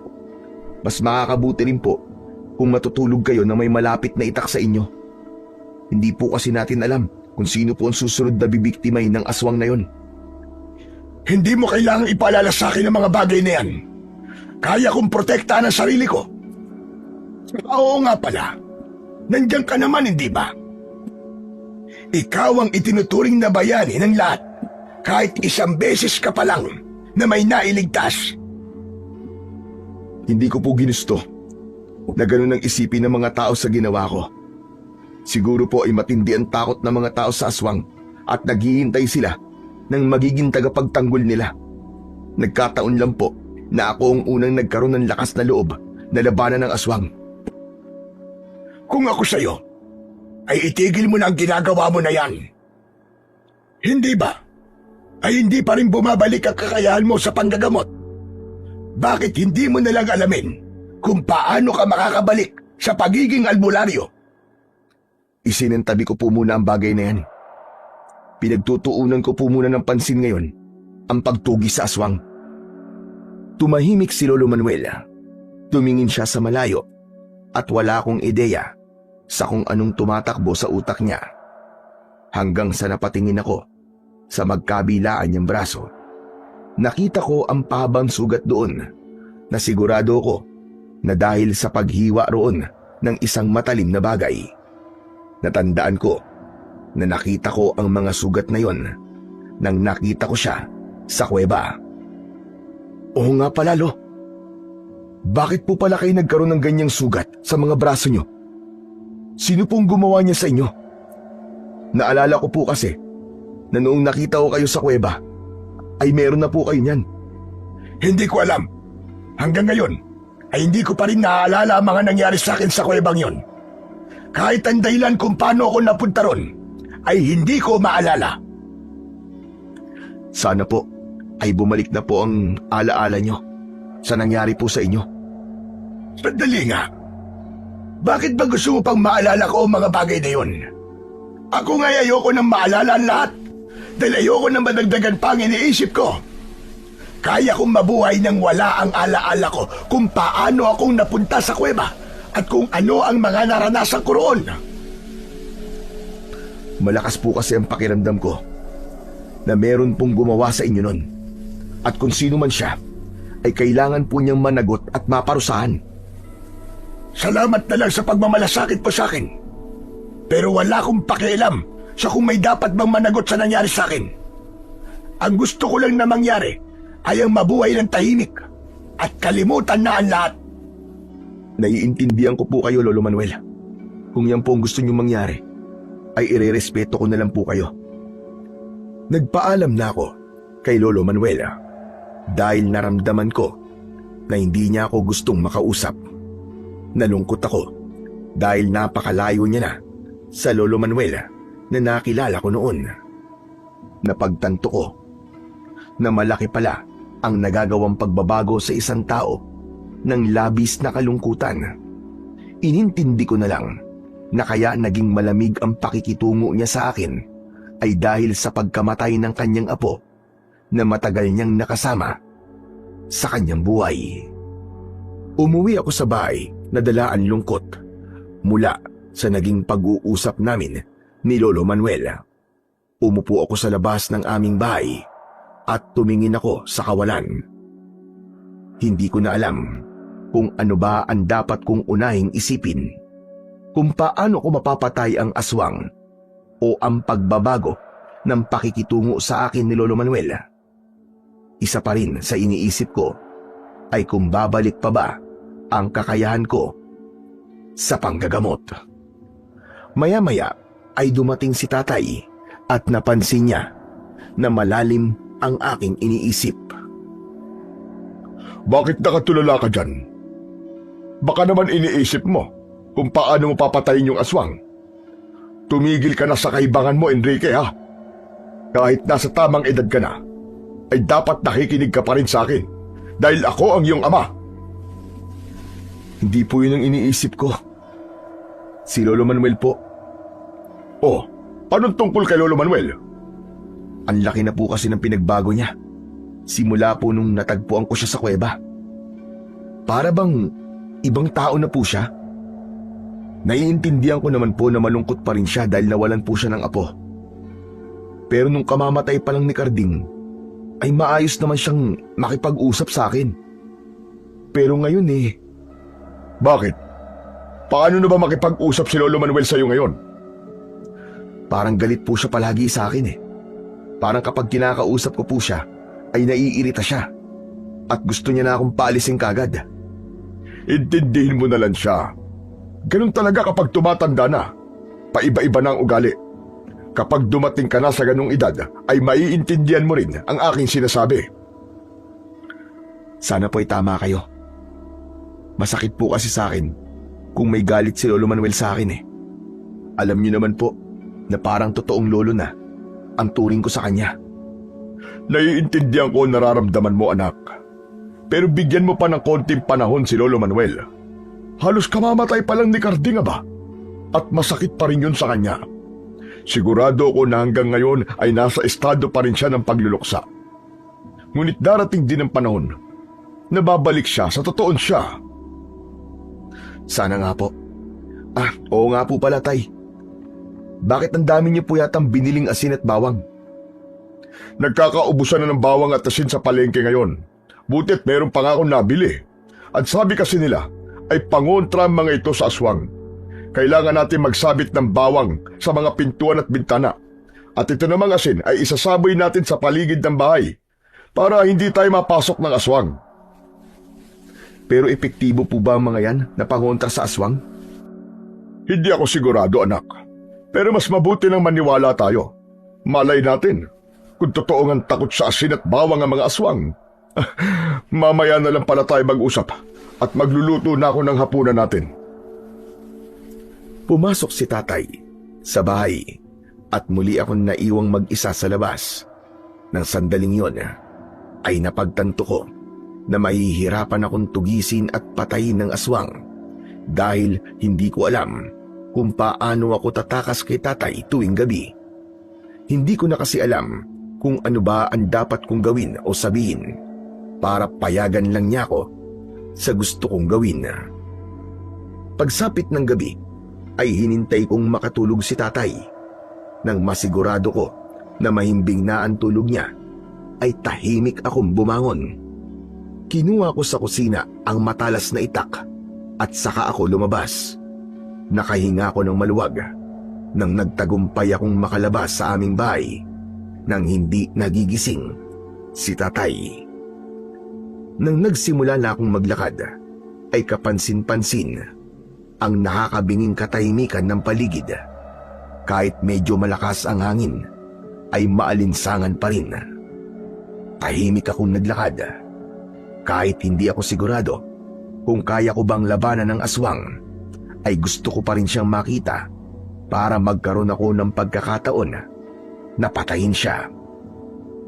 Halos maikot ko na ang aming baryo, pero kahit anino ng aswang ay hindi ko nakita. Hanggang sa naisipan kong magtungo sa bahay ni Lolo Manuel dahil nais kong masiguro ang kaligtasan niya. Nang malapit na ako sa bahay ni Lolo Manuel, ay nagulantang ako nang lumabas mula sa bahay niya ang aswang. Mabilis yun tumakbo papalayo at agad siyang nawala sa paningin ko. Ang unang pumasok sa utak ko ay si Lolo Manuel. Galing kasi sa loob ng bahay niya ang aswang, kaya naman baka kung ano na ang ginawa sa kanya ng aswang. Mabilis akong tumakbo papunta sa bahay ni Lolo Manuel. Ngunit pagpasok ko roon ay hindi ko nakita ang matanda. Labis akong nagtaka at nagkaroon ako ng hinala na baka lumabas ang matanda at wala siya sa bahay niya nang pumasok doon ang aswang. Nag-isip ako ng gagawin ko. Hanggang sa nagdesisyon na kung puntahan na si Kapitan sa bahay nila. Pagdating ko naman roon, ay agad kong sinabi ang nangyari at ang hinala ko na nawawala na naman si Lolo Manuel. Agad na tinawag ni Kapitan ang mga tanod niya at sinimulan nila ang paghahanap kay Lolo Manuel. Nang sandaling yon ay naisipan ko na magtungo sa gubat dahil baka naroroon na naman si Lolo Manuel. Sa daan ay nakasalubong ko si tatay at bakas sa mukha niya ang galit. Sinasabi ko na nga ba eh, lumabas ka para tugisin ang aswang. Huwag ka nang tumanggi dahil kitang-kita ko na may dala kang itak. Pwede po bang mamaya niyo na ako pagalitan, tay? May masama pong nangyari. Nawawala na naman po si Lolo Manuel at nakita ko po yung aswang na lumabas po sa bahay niya. Tay, baka kung ano naman pong nangyari kay Lolo Manuel. Bakit di mo agad sinabi? Tara, samahan mo ako kay Kapitan at tumingi tayo ng tulong sa kanya. Ginawa ko na po yan, tay. Sa ngayon po, hinahanap na po nila si Lolo Manuel. Gusto ko pong tumulong, tay, pakiusap po. Huwag niyo na po akong pigilan. Sige, ngayon lang kita pagbibigyan dahil buhay ni Lolo Manuel ang nakasalalay dito. Pero sasama ako sa paghanap. Nasaan ba mga tanod? Nasa gubat po ang karamihan sa kanila, tay. Sige, doon din tayo pupunta dahil doon mo natagpuan si Lolo Manuel. Baka nandun na naman siya. Pero hintayin mo ako dito at kukuha lang ako ng itak sa bahay. Bilisan niyo lang po, tay, at baka kung ano na po nangyari kay Lolo. Nagmamadaling tumakbo si tatay pabalik sa aming bahay. Hindi ako mapakali sa aking kinatatayuan. Mas matindi ang takot ko sa pagkawalang muli ni Lolo Manuel dahil alam ko na merong aswang sa paligid na maaari siyang patayin. Laking gulat ko na may biglang sumunggab mula sa likuran ko. Malakas akong napasigaw nang maramdaman ko ang pagbaon ng matutulis na ngipin sa aking balikat. Nang nawala ang nasa likod ko, ay mabilis akong lumingon at doon ko nakita ang aswang. Walang hiya ka! Mabuti naman at nagpakita ka na sa akin. Sisiguraduhin ko ngayon na sa pagkakataong to, ay hindi ka na makakaligtas. Huwag kang mag-ilusyon. Isa ka lamang albularyo na wala ng kakayahan na maggamot. Hindi mo kayang patayin ang isang aswang na kagaya ko. Huwag mong minamaliit ang gaya ko na may malasakit sa baryong to. Handa akong ibuwis ang sarili kong buhay para sa mga tao rito. Gusto mo palang maging bayani, ha? Kung ganon, papatayin na kita. Total, matagal ko na itong gustong gawin. Mabilis na sumugod ang aswang. Pero sa pagkakataong yun, ay handa na ako. Nang akmang kakalmutin niya ako, ay pumihit ako ng mabilis sa kanan. Pagkalagpas sa akin ng aswang, ay agad ko siyang tinaga sa likod. Humarap sa akin ang aswang, at nang susugurin na naman niya ako, ay biglang dumating si tatay na may dalang itak. Kay tatay sumugod ang aswang. Nabigla si tatay, kaya hindi siya nakagalaw. Nagawa siyang sunggaban ng aswang at napahiga siya sa lupa. Hinawakan ng aswang ang mga kamay ng tatay ko para hindi siya makalaban. Lumingon sa akin ng aswang habang nag-aapoy ang mga mata niya sa labis na galit. Panoorin mo ang gagawin ko sa tatay mo. Gusto kong maramdaman mo rin kung gaano kasakit ang mawalan ng mahal sa buhay. Nanlaki ang aking mga mata nang akmang sasakmalin ng aswang si tatay sa leeg. Mabilis akong tumakbo at bago pa magawang saktan ng aswang ang tatay ko, ay naitara ko na ang itak sa likod ng aswang. Umalingaw-ngaw ang napakalakas niyang sigaw. Doon na nagsimulang lumabas ang mga tao sa kani-kanilang bahay at lahat ay nagimbal sa kanilang nakita. 3 beses kong sinaksak sa likod ng aswang bago siya nang hihinang bumagsak ng padapa sa ibabaw ni tatay. Tinulungan ko si tatay na makaalis sa ilalim ng aswang at nang nakatayo na siya, ay mahigpit niya akong niyakap. Maraming salamat, anak. Ang akala ko talaga'y mamamatay na ako. Hindi ko po pwedeng hayaan na mangyari yun, Tay. Dahil ayoko pong mawala kayo. Mahal na mahal ko kayo, Tay. Nang umungol ang aswang, ay sabay kaming napatingin doon ni Tatay. Nakatihaya na siya at tila ba wala ng lakas. Pero hindi ako maaaring maging kampante. Kailangan ko nang tapusin ang buhay ng aswang upang wala na siyang maging biktima. Lumapit ako sa aswang at umupo ako sa bandang tiyan niya. Itinaas ko ang aking itak at handa na sana akong itarak yon sa kanyang dibdib, direkta sa kanyang puso, nang napansin ko ang kanyang mga braso. Meron doong pahabang sugat at isang tao lamang ang alam kong may ganoong sugat. Nangilid ang luha ko nang tignan ko ang muka ng aswang.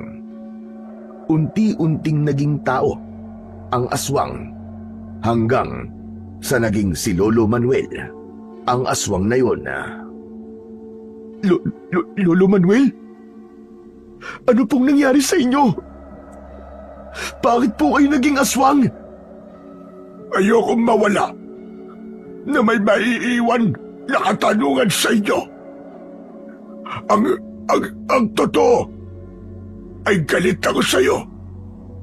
Dahil ikaw ang sinisisi ko sa pagkamatay ni Carding.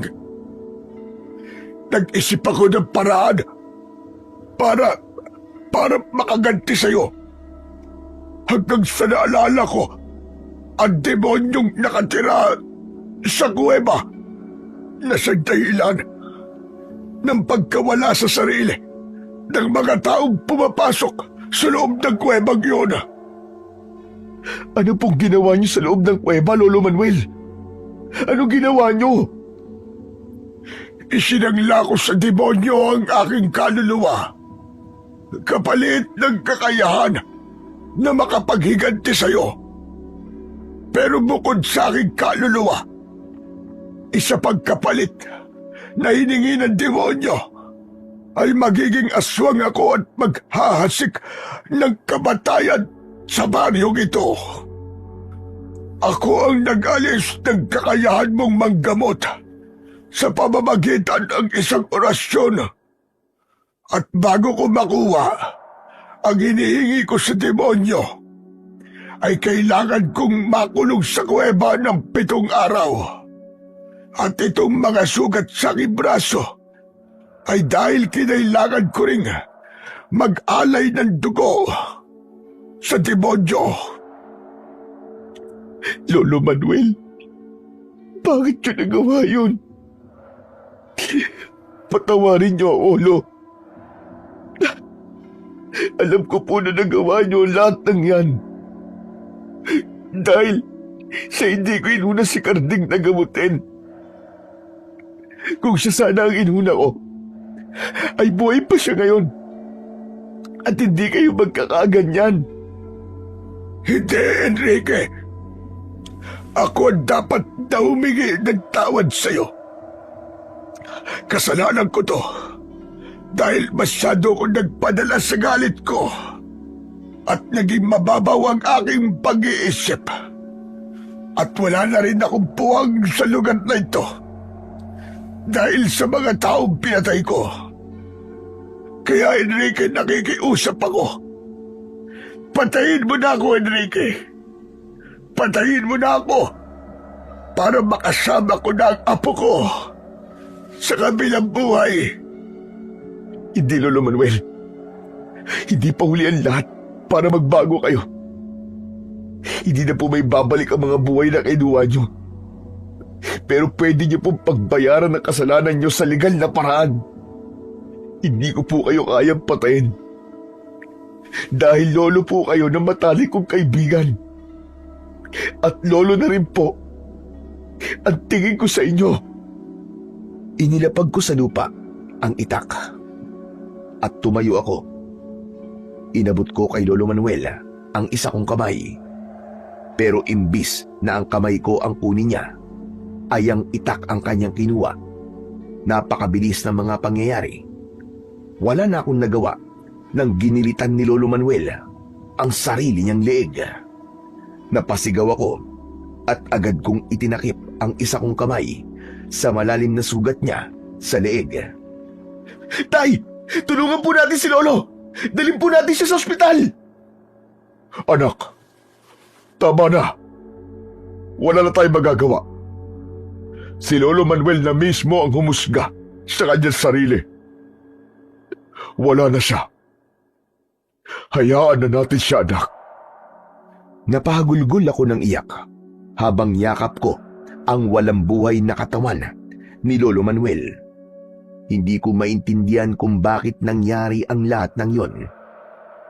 Natapos man ang takot ng mga tao sa aswang sa gabing yon, ay nadurog naman ng gusto ang aking buong pagkatao dahil sa pagkawala ng isa na namang tao na malapit sa aking puso. Kinabukasan ay inilibing namin si Lolo Manuel sa tabi ng puntod ni Karding. Alam kong habang buhay kong dadalhin ang sakit sa pagkamatay niya at sa lahat ng nangyari. Pero alam ko rin kailangan kong ipagpatuloy ang aking buhay. Makalipas ang ilang araw, ay bumalik na ang kakayahan ko sa panggagamot at sigurado ko na dahil yun sa pagkamatay ni Lolo Manuel. Nawala na ang orasyon na inilagay niya sa akin. Tuluyan na ring isinarado ang kuweba kung saan nakilala ni Lolo Manuel ang demonyo upang wala nang makapasok doon. Bumalik na ako sa pagiging albularyo, pero hindi na lang yon ang papel ko dahil isa na rin akong manunugis na protektor ng aming baryo laban sa mga aswang na maaaring dumating pa. Napagtanto ko rin na ang paglimita sa sarili ay isang nakakatakot na bagay dahil kapag kinulong mo ang sarili mo sa isang papel lang, ay hindi mo malalaman ang iba mo pang kayang gawin kapag dumating ang mas mabigat na pagsubok. Kung nanatili akong nakatuon lang sa pagiging manggagamot, ay baka hindi ko natuklasan na kaya ko ring lumaban at maging tagapagtanggol bilang isang manunugis at protektor ng aming baryo laban sa mga kampon ng kadiliman. Hanggang dito na lamang po ang aking kwento at sana ay may napulot po kayo na magandang aral.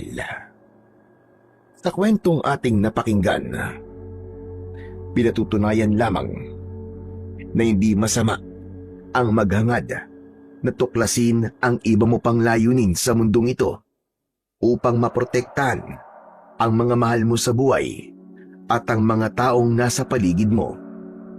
Ang masama ay ang magiganti at mag-isip ng paraan kung paanong pababagsakin ang isang tao o isang lugar dahil lamang sa galit na dulot ng mga nangyari sa iyong buhay.